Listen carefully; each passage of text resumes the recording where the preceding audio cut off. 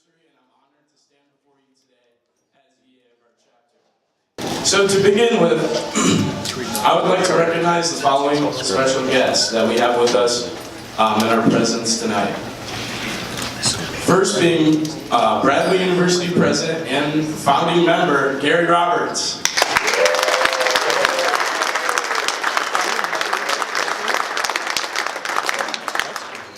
And we also have with us tonight retired Bradley University Dean Ed King.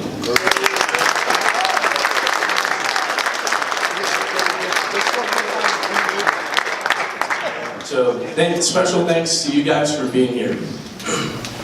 So before dinner is served, we have a short program to share with you all. Over our 50 years, the chapter has undergone several transformations from the original Phi Alpha boys, who started it all in the 1960s, to the group that holds the reins today. Those transformations can be seen both in the physical structure, that is the chapter house, and also the size of membership within our house. Since all of you came from different eras in the chapter's history, we thought it'd be fitting to take you on a walk through that history. To do this, we have several speakers who will lead us on this journey through time with actual memories from their time at Bradley. We will start by taking you back to 1967. Dean Ed King will tell us about John L. Cunningham and the story from his perspective of the establishment of SAE here at Bradley. Ed will be followed by Gary Roberts, who will tell us about the formative years. He will be followed by Mike Bertok, who will speak about us in the middle years of the chapter's history. And Dave DeFreitas will wrap things up with his perspective as a housing core member of the chapter as it exists today. I would now like to invite Ed King to the podium.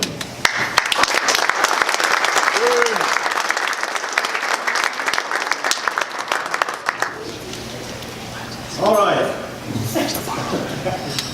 I'll be checking all of your IDs before I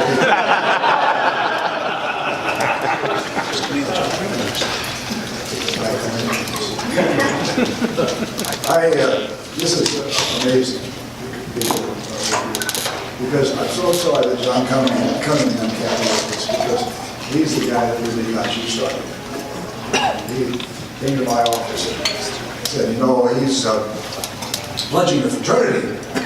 Which one? And be patient. He said, and I'm not really happy. He said, it's just not working out well for me. He said, I'd like to look around and see if there's some other options. So I said, fine, glad to help you do that.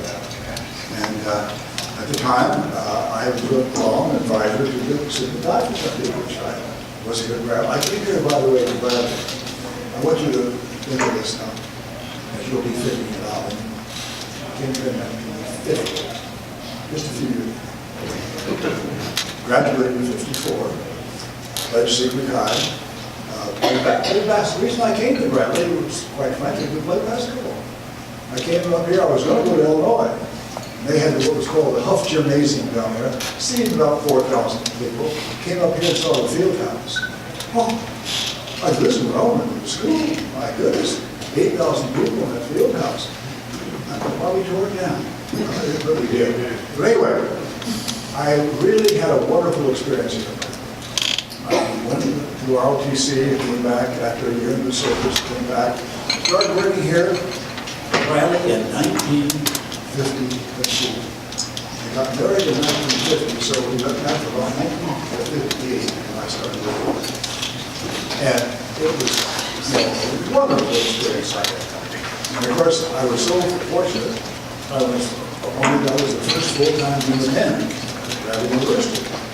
And so I thought, okay, I'm going to shape these guys up, And, I remember they came to see me, they said, okay, we'd like to have girls be able to come up to our room to visit, and, we can study together and that sort of thing. I said, not a chance. They said, well, let's talk about this. What do we have to do to get the rules changed so we can have our visitors come. I said, get rid of me. What are you going to get out of here? Say, things have changed, by the way. No, can they visit together? They can stay together. So it's a different day, but that, I won't get into that. Anyway, when John came in to see me, and we talked about what we were going to do, it was interesting for me to see how it developed. He did a wonderful job of setting this thing up and how the fraternity really is going on. What a wonderful chapter SAE has been. So congratulations to you. Allow them to help these young men. Congratulations to you young men. You've done a good job of carrying it on. We appreciate that. So if we really understand, what we're doing here in higher education, I think Bradley is a classic example of what you're sitting in, this room you're sitting in now, this building you're in, unbelievable. If you haven't been over to Markham Center to see that, fantastic. But I'm over there 3 times a week looking out. It's absolutely amazing. So, please understand that we're here because of you, and we need your help. Now, I'm not going to get into too much of that. I'll let the other Roberts talk about that. But anyway, we appreciate your help because to keep going, we need our alums to come in and give us some support. And we're doing that now. We really appreciate that.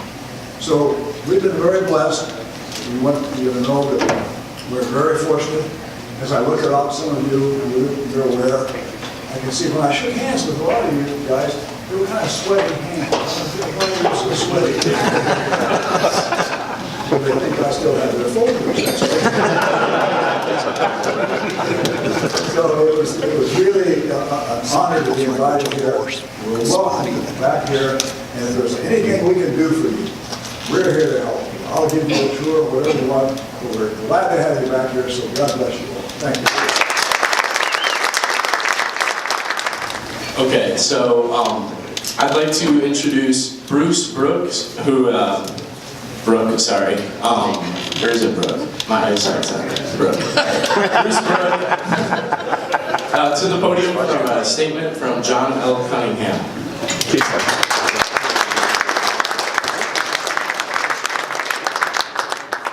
John L. is in Colorado, regrets to not have the opportunity to be here tonight, and he did want to give a statement. I was John's first roommate.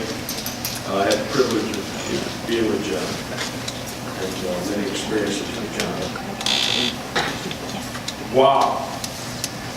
50 years, it does not seem possible, but the basic tenets that drew us to Sigma Alpha Epsilon in the first phase were obviously strong enough principles to hold Illinois Epsilon together. Through thick and thin, prosperous and lean years to reach 50. And we hope you'll lift your glasses to the next 50. I wish I could all join you all for the celebration that this happened, life happened, so maybe the next one. Please look around. The reason and the success of this milestone is celebrated because of you and those other missing brothers who also could not make it. Your dedication to your brothers and the chapter helped move Phi Alpha through each school year and set up the next year. Your contributions and endeavors brought us all to this day to celebrate in the spirit of the true gentleman. Perhaps reading the news release Bradley sent out on June 21, 1967 will be a reminder of the genesis of your time with your brothers here in Peoria. Listen carefully for the names of the few people you are recognizing as part of the 50th anniversary. June 21, 1967, for immediate release from the Bradley Information Service Office to the Peoria Star. The Phi Alpha local fraternity at Bradley University has become an active member of the world's largest social fraternity. The Bradley group was given unanimous approval for membership by Sigma Alpha Epsilon this morning at the organization's annual convention at the Radisson Hotel in Minneapolis, Minnesota. Sigma Alpha Epsilon has become the 16th national fraternity to establish a chapter on the Bradley campus. Earlier this year, the group had been sanctioned by all of the SAE chapters in the Midwest region, and thus qualified to submit a petition to the national chapter for membership. The Bradley chapter, which was founded last year, achieved national status in less than half the customary petitioning period. Key factors in the early acceptance were the campus leadership demonstrated by the chapter members and the scholarship standing of the fraternity, which ranked above all other Bradley fraternities for the past 2 semesters. Representing the chapter for the conference were 9 Bradley students and Peorian Phil Kelstead, president of the Peoria chapter of the SAE Alumni Association. Included in the student delegation was Peorian John Cunningham, past president of the Bradley Student Senate and founder of the Phi Alpha fraternity.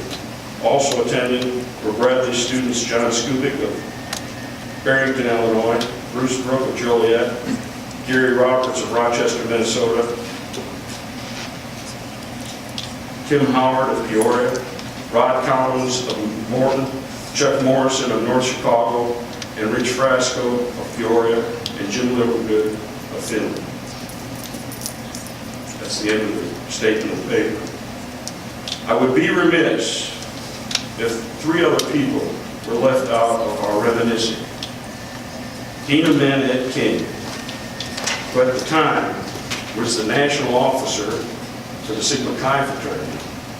He was open to and helped from the day one the guide founding members in that pledge class to the success announced in the news release. Also at the time was an SAE transfer engineering student from Washington University in St. Louis, Jimmy East. And finally, Rick Drink, who was president of the Interfraternity Council, who helped support us throughout the process. John, as I say, regrets not being able to be here. From my experience, I was the first pledge trainer, and I still haven't learned the Greek alphabet. But, you know, there were 14 of us, and that first opportunity to pledge, I'll never forget this young fellow came up on the porch in our old house over on the Institute. He said, "I'm from Minnesota. I'm a really good student, good golfer. And I want to be a leader on this campus, and I know about you guys, and I want to be a pledge in your fraternity." And so he was my little brother in the fraternity. And the gift of fraternity and sorority is the friendships you make. Well, this young man then was a teacher for a year here at Peoria. Then he went on to law school out there at Stanford. And then he ended up on the United States Court of Appeals as a federal law clerk. Then was offered opportunity to go to the Supreme Court of the United States as a law clerk, but it wasn't as a Chief Justice. And so he then went to a fancy law firm in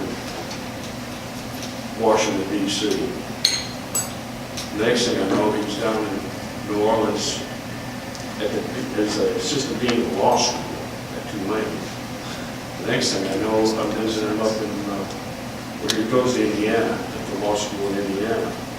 And the next thing I know, that kid who was knocking on our door wanted to be a leader on this campus from Rochester, Minnesota, is the president of the Bradley University. You finally made it. He did. But the opportunity in a fraternity is to see people. And maturity comes from looking at people rather than yourself. And that's what fraternity gives you a microcosm, an opportunity to see life and the experience of life, brothers who have folks with illnesses, or achievements, or success, or disappointments, or loss. And it gives you an opportunity to serve and minister. And as you look at each other, you can see you each have a calling. And our SAE Phi Alpha has given us each of us a chance. And Dean King is a vivid example of a man's service.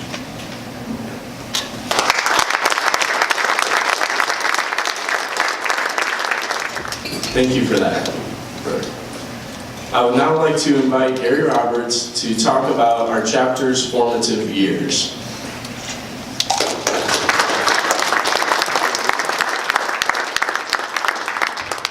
This is strange for me because I go to a lot of fraternity reunions, and usually I have to talk about Bradley. I wear the president's hat, and I never thought I'd be wearing that hat. When I left Peoria back in 1972, I thought, happiness was Peoria in the rearview mirror. Here I am. I had just retired, basically. I was teaching one class in the fall semester back at Indiana University Law School in Indianapolis when, remember the Board of Trustees, who I had gotten to know pretty well, we were having dinner down, and my wife here, who by the way is a portrait artist, when you leave, check out the portrait of Lydia Moss Bradley down in the Alumni Center. That's her. She's got portraits all over campus, but I digress. And our friend came to Indianapolis, and we were just sitting there having dinner, and my predecessor had just resigned, and he said, well, why don't you apply? And I broke out into a laugh, and I said, surely you're kidding. I said, I really worry about my alma mater if I'm the kind of person they're trying to attract. And he said, well, that's probably true, but you should apply anyway, just in case. And so I, just to shut him up, I applied, and here I am. I kept making the cut, and I kept saying, what's wrong with you people? But it's been a great ride. I've been here 25 months and 2 days, but it was counting. And it's been great. And so before I talk about the chapter's early years, I want to just say a few words about Bradley, because that's what they pay me to do. Bradley's doing great. I've had just a wonderful ride for the last 2 years. And the primary reason is because we've just got an incredible team of super people here. From our provost, who is also a Bradley alum from 1978, to our senior vice president for business affairs, who is retiring this summer after 36 years, Gary Anna, who is also a Bradley alum from 1974. To our vice presidents of enrollment management, student affairs, and advancement, our marketing people, our public relations people. We have the greatest athletic director in the country, I'm convinced, and you can see that our basketball programs are on their way up. I take full credit for that.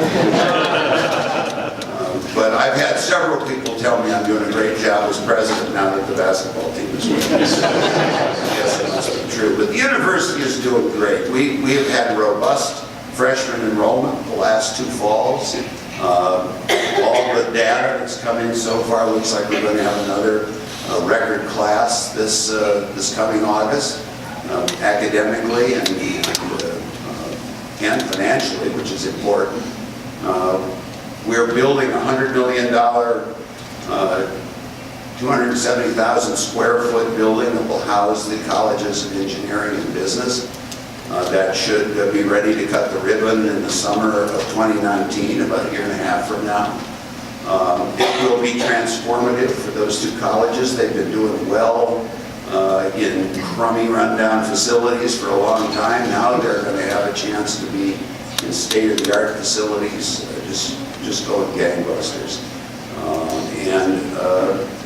We get great rankings. We have a tremendous faculty that's constantly being honored. We're getting, just an example is, we, out of all the 2,700 four-year degree granting colleges in the country, are NASA's partner in developing techniques using 3D printers for building habitats on Mars, which is beyond cutting edge. And NASA has selected Bradley and our engineering school to be their partner in developing that. It's just amazing that your alma mater, my alma mater, is engaged in that project. So I could ramble on and on about Bradley, and that's not even my job here tonight. But You should be very proud of Bradley. The students we have here, they're incredibly talented, they're great kids,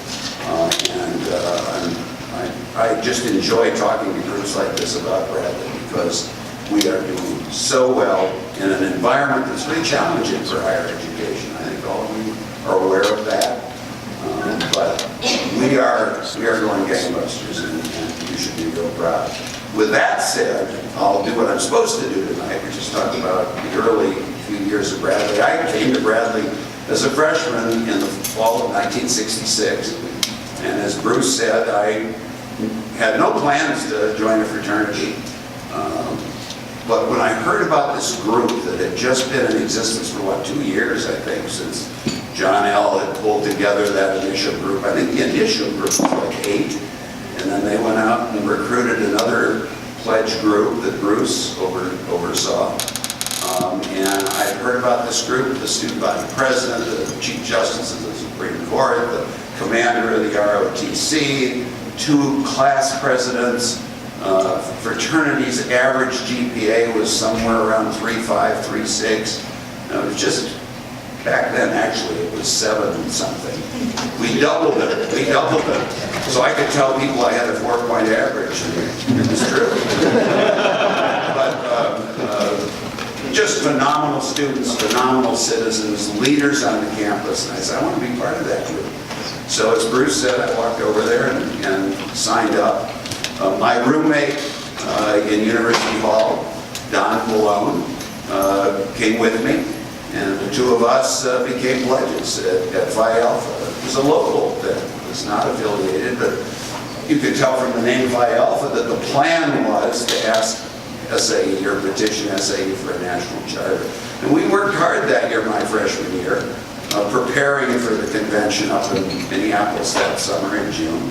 And just so happened, I'm from Minnesota, so I remember a group, Bruce and a couple of the other guys that were in John's list of people, stopped at my house, actually it was my parents' house, on the way to Minneapolis that summer in Rochester. And we went up to Minneapolis and did what we had to do, and shook a lot of hands and told our story and got a unanimous vote from the National Fraternity for the charter that's hanging in the chapter room. And those early years were amazing. The first year we were national, I think John L. had graduated. Was he in the same class as you, Bruce? Or was he a year ahead? He was a year ahead of you, so he had just graduated when we got our national charter, along with the commander, who was the head of the ROTC. And there was a small group of people who graduated. Prisco was the president, or the eminent archon, the president that year. That year I lived with, I think, 9 other folks in a little rundown gray house that we were renting on Institute. And it's not there anymore. There's a big electrical grid box next to what is now Dingeldine. Back in those days, that was actually still an operating church. It was a tiny little house. I think it only housed 10 of us. Bruce lived there, I think, that year, and I was still with Don Malone. It was just a wonderful group. We ate down in this little dingy basement. And, remember Mom Shields, who was our house mother, and it was a great time for bonding and making some great friends. But at the end of that year, we decided we needed a bigger house, and so we formed the housing corporation and bought. I'm not sure how we came up with the money, and I'm not sure I want to. We bought the house over on Barker, which was a great place. It was kind of run down. I have no idea how we got permission from the city to live there. And I remember that summer, Ron Young, who is now running a family farm down near Carbondale, Illinois, spent his entire summer with his saws and hammers and fixing up the place. And one of the things we did is we fixed up, because I came back a month before school started and helped him, we fixed up the garage. Remember, there were 6 of us that lived out in that garage, and I am absolutely certain we did not have the permits.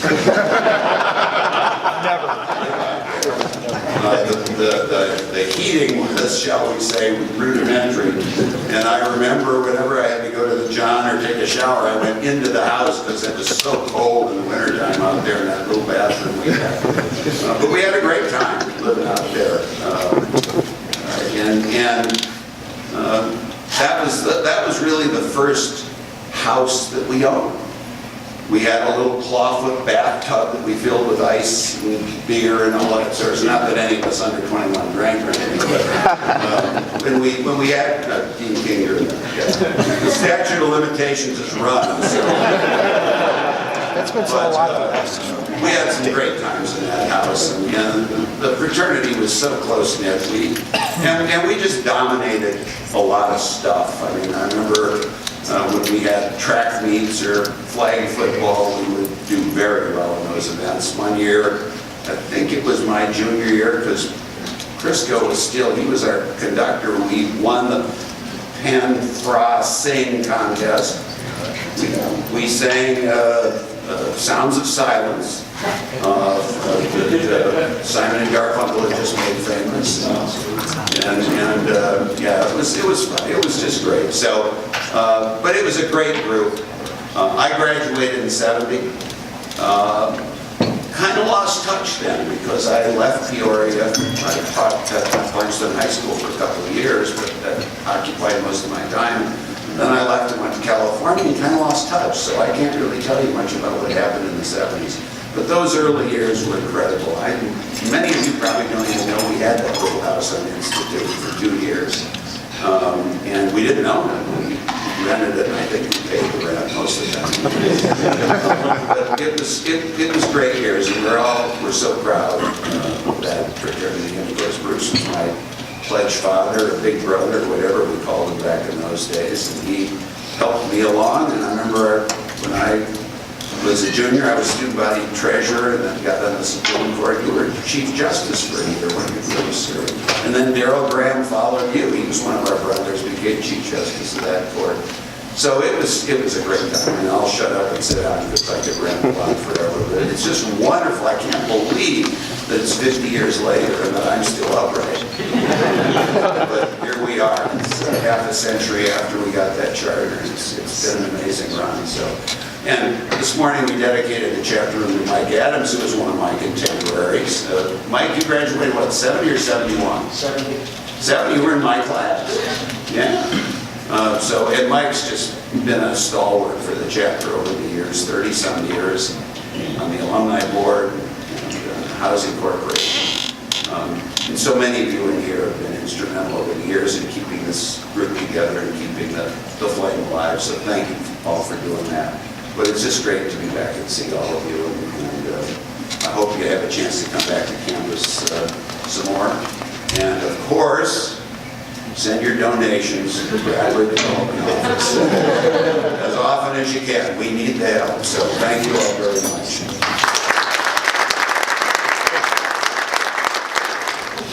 Thank you, Gary. I would like to now invite Mike Bertok to come up here and take us through the middle years. I'd like to say thanks for giving me the opportunity to come up here. My name is Mike Bertok. I was at Bradley from 81 to 85. And to start, where's Dave? Where are you? Dave.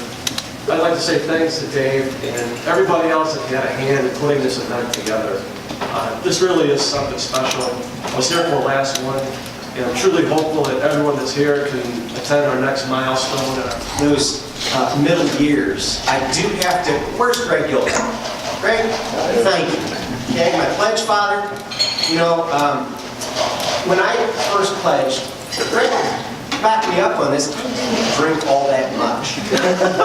Okay, I do now because I've been married 29 years, but at the time, I'm in trouble later tonight. But at the time, Greg took me up to his room and he said, "Yeah, I've got a specialty drink, gin and tonic." I'm like, gin and tonic? Do you still do gin and tonics? Yeah, we do. Okay. He was the gin and tonic man. And so he said, "I want to make you one of my specialty gin and tonic drinks." I said, "Okay, fine." So he got out this glass. Now, every time I tell this story, the glass gets a little bigger. But it was about this big around. It was about this tall, okay? And then he started pouring in the gin, and then he got the tonic out. It was a bottle, and he got an eye dropper. One drop of tonic, and that was it. And so for 10 years after I graduated, I thought that's the way you make a gin and tonic. Okay? Now, I do have to thank you, though, because after traveling many places around the globe, the one place in particular, the culture is very big on toasting and having banquets is China. And we had a table of 12 one night while I was traveling in China, and they brought out the baijiu. And for anybody who doesn't know what baijiu is, it's essentially a cross between Everclear and diesel fuel. And they would have a glass, kind of like the wine glasses, or water glasses that are on the table, and they pretty much fill them up with this stuff. And it was gumba. And we were supposed to, chug it, drink it. And they went around the table with 12 people, and they had a toast that everybody had to give, and you chugged it. And after about 8 of those, I was like, oh man, I was thinking of you, Greg, and thank you for all the training I got. Anyway, so talking a little bit about today, okay, or I'd say the last couple decades, since 2000, you might say, okay, why is this old guy up there talking about this, the current era? Well, when my family and I moved back from Leicester, England, we were over there for about 5 years. This was in 2003. We got a call from Jay, and he said, hey, would you like to come be a part of Housing Corps? So from about that time onward, there were a lot of good things that happened. So we're going to talk about some accomplishments and some challenges along the way. And there have been both. And in the 2000s era, there were a lot of good things that happened. First of all, in the 2000s, fairly large house again, probably somewhere between 40 and 60, so not quite, in the really big numbers that I think at some point Scott had got up to about 100. In that general range was kind of our peak in the late 90s, maybe very early 2000s, so still a good-sized house. Active on campus. I could go around and I could see us in fraternity council meetings, kind of like Mike talked about, still heavy in sports, things of that sort. And one of the big accomplishments, whether they liked it or not, I drug them into one of my passions, which is, supporting fundraising for Easter Seals. And so there was an SAE 5K run out here that they did each and every year. Raised a lot of money for Easter Seals. Was actively involved in some of the other events, like last night we had the Black and Blue Ball. I'll tell you about that over a beer, but a big event, it raises about $150,000 a year for Easter Seals. And the guys were down there volunteering in that. So big events like that. The 40th anniversary, probably one of the highest quality group of guys that I can remember in the history of the house, kind of in that area, really came together without much help at all from us. They put together and pulled off the 40th. And for those that came back, pretty big event. They did a great job. We went I went in that era from being kind of one of the older brothers to them looking at me like a father. Now, part of that was because his son had just pledged. He's here tonight with his lovely new bride. He pledged in the late 2000s. And it was one of those things where now they started to look at me like a father figure. So they didn't listen anymore, just like my son didn't. But, I kind of asked them, so at what age do you think your parents forget what they did in college? Because I walked in one day and the house was a mess, and they were hiding. Hey, there's a Housing Corps member. There's an alumni here. They were trying to hide the alcohol and the booze, and no, we don't drink. No, it's like, guys, come on. What you think we forgot all this stuff? So, but I will admit they had plenty of fun. And they did, on the accomplishment side, amaze one of our contractors. So over the last 5 years or so, we probably put about $150,000 into the house. Now some of it you can see, like the chapter room. The R. Michael Adams chapter room, is that incredible or what? Congratulations.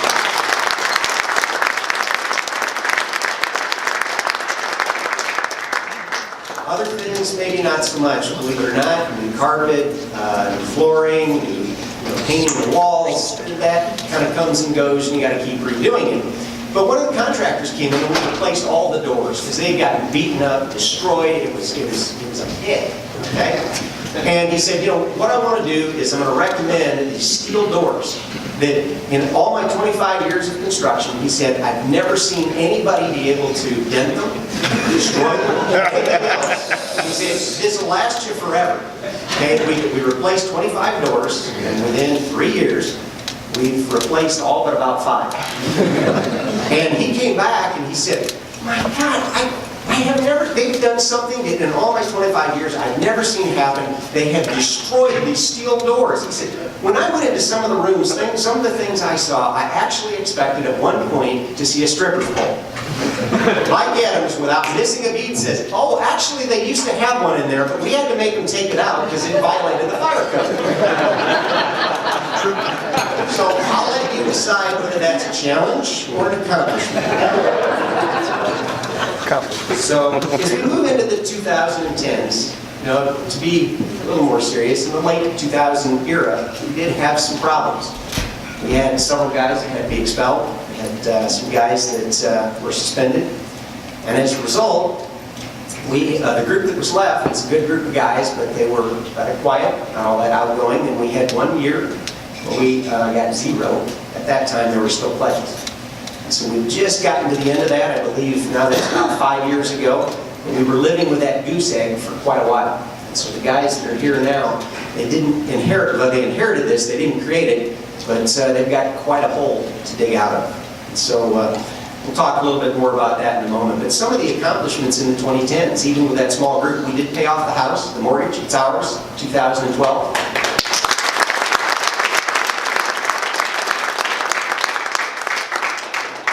In addition to that, we've had, you know, one of the interesting things about being around Bradley quite a bit is, of course, when we remodeled the chapter room, if you like that composite, you know, I call it Gary's composite, the Phi Alpha composite that's in there, my wife was heavily involved in helping get that restored, rejuvenated, etc. And shortly after it was put up, it was stolen by one of the other fraternities on campus. And there was rumors that it was Delta Tau Delta. And I just happened to be over in Baker Hall at the time, and there was a young man who was taking a group on a tour of Bradley. And he was very proudly talking about he was president of his fraternity, and he was involved in the campus. And the family kind of went off to the side. We're having a private conversation. And so I said to the young man, I said, so what fraternity? And he said, oh, I'm president of Delta Tau Delta. And I said, oh, you're the guys that took our composite. And I said, well, first of all, when are you going to return it? And, you know, his face turned totally white. And he went, no, I don't think that was us. And I said, look, son, you have nothing to fear from me. My wife was the one who put the time, effort into that, and she's going to come get you if it doesn't get returned. And within the day, they had it back. Some of the challenges that we've had, they're millennials, okay? One day, they were asking for, hey, how do we get a plumber? You know, we need to get a plumber in here. So Mike Adams says, hey, pick up the phone book, look in the yellow pages. You've never seen a more deer-in-the-headlights look. What's a phone book? Like, Google it. Oh, okay, we can do that. Then, I got to tell you, you know, it's never good when you get to know, as an alum, on a first-name basis, the Vice President of Student Affairs. And it's even worse when he calls your house at 3 o'clock in the morning and says, hey Dave, just wanted to let you know the fire trucks are there, the police car's there, I think everything's pretty much under control, but the water pipes broke and there's a flood on the entire first floor. So we had a renovation program of about $30,000 that followed that. So nothing that the guys did, but yes, we had a flood in 2015, and actually at this point, you know, one of the other challenges we had, this one actually got Nathan and me an audience in front of the Peoria City Manager and the Chief of the Fire Department. They had a hookah, and they set off the hookah, and that set off the fire alarm. And so the City of Peoria condemned the house as a nuisance property. Fortunately, Nathan and I were able to get that turned around, but so those were some of our challenges. But I will tell you, the group that's there now, Like Mike said, 15 to 20 guys. We've done some things to help coach them, provide them with workshops, etc., but they can use your help. Get to know these guys, they're good guys. I'm going to give you an example here in a minute, but get their phone numbers, text them, don't call them. They don't understand that this thing, they call it a phone, they don't use it that way. And but give them some advice, be their mentors. But I will tell you that one of the classy things, so they really do have a good quality set of guys, because my daughter is also a Bradley graduate, and she spent a lot of time with the guys at the house and helped them with their fundraising and things of that sort. And today they don't have little sisters, so if you're going to get lavaliered, it's for a different reason than what we had in our era. So they worked with National, got a lavalier, and I didn't really realize they were going to do this, but I was up there one night and they actually asked me to present it to her. For all of her work and effort that she did at the fraternity house as well, and they sang violets to her. And of course, what I think is interesting is, if any of you met Dexter, the house dog that's there, he was also lined up with the guys, sitting very, well-behaved as they were serenading her. So, good group of guys that can certainly use your help. And I would just say in conclusion, you've seen the transformation for the house. You've seen the transformation of Bradley University. If this is the first time you've been back in a long time, or maybe ever, get back involved with Bradley. It is an outstanding place to be. Get involved with your fraternity. It is a very special chapter. In 2016, we were a part of what's called the Kerr region for SAE National. And we were told at that time that we were the longest consecutive running chapter in that entire region at then about 48 years. So think about that for a moment. U of I and some of the other chapters that started long before we did had their charter pulled, had to start over. And a number of different universities in that Kerr region is like Michigan, Indiana, Illinois, Iowa, Wisconsin. And they have a few of the states, but it's that type of region. And that's the kind of streak we've got going. And that's why I say this place is really special. So find a way to get involved. And you may say, okay, why do I get involved? Why do I do the things that I do at Bradley and at SAE? Because I owe it to this group. And I owe it to this group because somebody took the time to coach me and help me. So I would challenge all of you to do the same with this group of guys. We need your help and support, and they're going to take a good, solid foundation, and they're going to get us back up with the numbers, and not just with actives, but members who are active as well. So thank you. Thank you, Papa Duke, or Dave. There's a long story behind that, and we'll have plenty of time over beer. All right, so that concludes our program. And before dinner is served, I'd like to remind everyone of the basketball game at 7 o'clock at the Civic Center. I think Bradley's going for 15 home wins in a row, which will tie back from 2006. So pretty good basketball team you got. Yes. Yeah, all credit to Gary.